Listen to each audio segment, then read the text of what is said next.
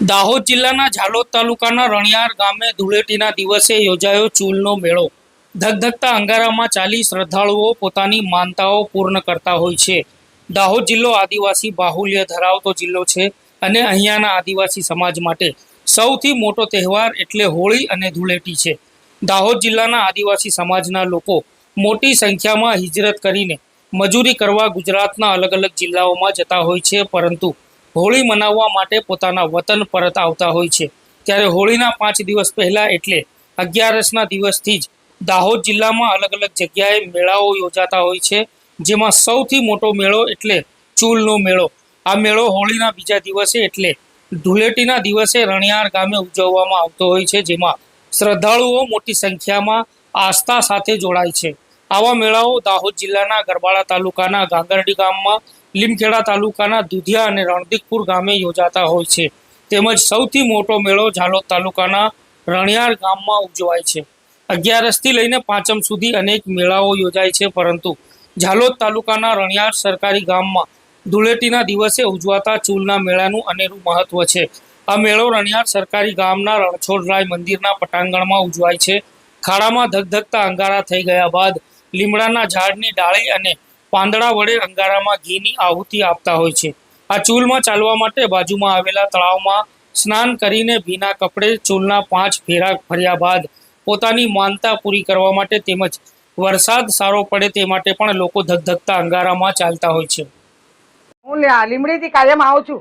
ઠંડી ચૂલ એટલા વર્ષોથી ચાલતી હતી, હવે ગરમ ચૂલ ચાલું છું, કેમ કે મને અવારનવાર મને ભગવાને મારું દુઃખ ગમે તે નાનું મોટું દૂર કર્યું, એટલે મારે કેવું કે કાયમ મારે આ ચૂલ ચાલવા, હવે ગરમ ચૂલ ચાલવાની, ગરમ ચૂલ ચાલી અને આપણી માનતાને પૂરી કરવાની છે। રણછોડે ભગવાન આપણું શ્રદ્ધાને વિશ્વાસથી ને દિલથી આપણે ભગવાનને સમારવાનું છે। ભગવાન આપણું કામ કેમ ના એ કરે, મનમાં શ્રદ્ધા જોઈએ અને નાના મોટા અવર જવર કોઈ બી નાના મોટા દુઃખ દૂર થાય એમ, એટલે હાલતા ચાલતા અવારનવાર અમે કાયમ આવી છીએ। હું દાહોદ જિલ્લા ગામ લીમડીની છું, દાહોદ જિલ્લો તાલુકો ઝાલોદ। હું તો વર્ષોથી ચાલી રહી છું, જ્યાં સુધી આ ચૂલનું એ થયું ત્યાંથી।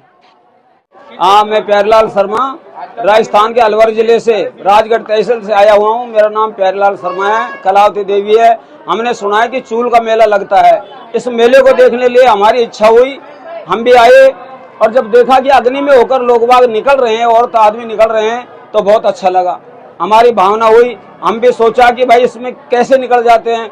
हमने भगवान की कृपा से इसमें निकले, बड़ा शीतल लगा, अग्नि भी नहीं लगी।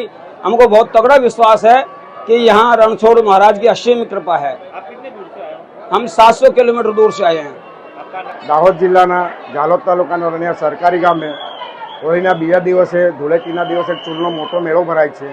આ મેળાની અંદર શ્રી રણછોડજીના પટાંગણમાં સવાત લાંબી, સવાત પોળી અને સવાત ઊંડી ચૂલ ખોદવામાં આવે છે।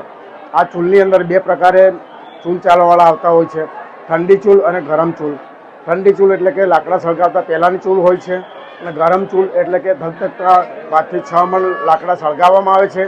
આ લાકડા સળગાઈ ગયા બાદ તેના ધગધગતા અંગારા થાય છે। આ અંગારાની અંદર શુદ્ધ ઘી હોમવામાં આવે છે। આ ઘી હોમ્યા બાદ તેની કમર સુધીની જ્વાળા ઉત્પન્ન થાય છે। આ જ્વાળાની અંદર રાજસ્થાન, મધ્યપ્રદેશ અને ગુજરાતની બોર્ડરના ગામજનના ભક્તજનો આવતા હોય છે અને હાથમાં જળ અને શ્રીફળ લઈ શ્રી રણછોડરાયજી સમક્ષ પોતાની માનતા લઈ અને ખુલ્લા પગે આ ધગધગતા અંગારાની અંદર ચાલતા હોય છે। આ કળિયુગમાં પણ શ્રી રણછોડરાયજી આસ્થા, શ્રદ્ધા અને વિશ્વાસનું એક સમન્વય જે જળવાઈ રહ્યું છે, એ આજે પણ રણિયાર સરકારી ગામમાં જોવા મળે છે।